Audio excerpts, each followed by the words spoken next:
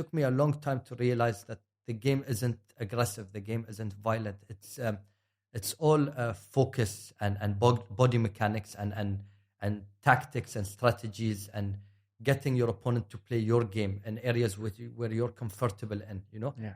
and that it took me a long time to realize that that was the challenge that I was facing myself. Like I would perform really well in the gym, but when I would go out under the bright lights or in front of fans or in front of just strangers Yeah. or people from my gym, I'd panic and I'd try to substitute my technique with strength.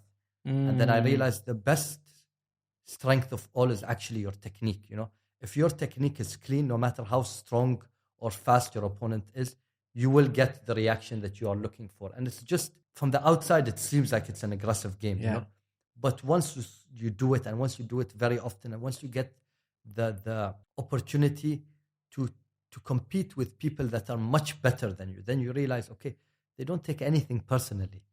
Like to them, it's no, they have a game plan that they're working on and they want to come and implement it here. Yeah. If it works, then they know that their game plan is better, but there's also things you can add on to it.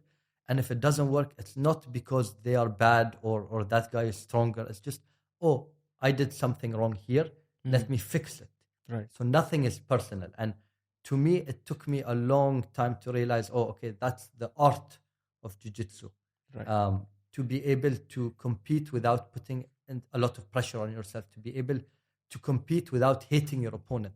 Right. Your opponent is there to win as well, Right. You need to look at it as he's just a body, he's just a body with a face, and his game will actually determine whether you win or lose, not this his face. Like something to me, that was my challenge. Like it took me a long time, and I think this year, because I was competing very often, I competed like 10 out of 12 months. So I competed much more often than I usually did. Before, I would compete at least once a year, twice a year, and do as many local competitions in Bahrain that I could.